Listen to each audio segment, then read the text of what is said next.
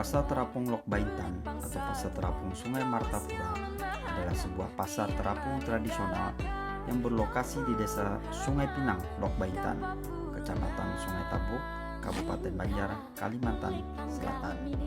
Pasar tradisional di atas jukung atau sampan ini menjual beragam dagangan seperti hasil produksi pertanian, perkebunan, dan lainnya.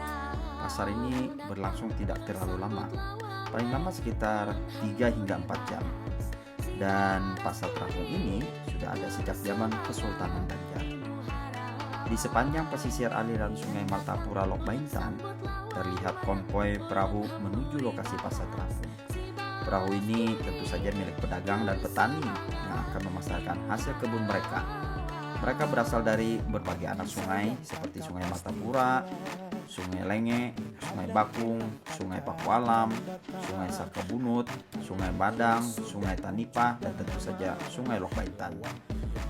Untuk menuju pasar terapung Lok Baintan dari pusat kota bisa ditempuh dengan dua alternatif.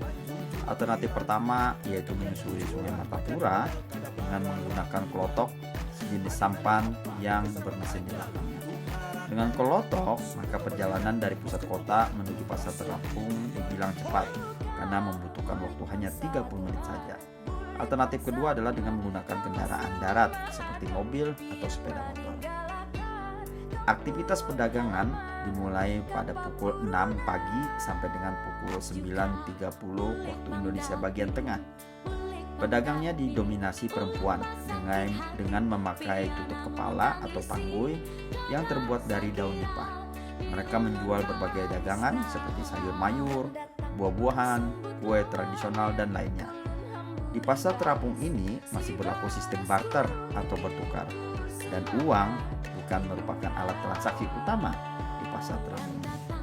Umumnya, dagangan yang akan dibarter adalah hasil bumi berupa sayur mayur, buah-buahan, dan ikan. Besaran akan berimbang jumlah hasil barter tergantung kesepakatan antara kedua belah pihak. Jika sepakat, maka masing-masing akan mendapatkan barang sesuai keinginan dan selanjutnya digunakan untuk keperluan pribadi di rumah masing-masing. Pasar terapung tentu saja mempunyai keunikan karena transaksi pasarnya di atas sungai.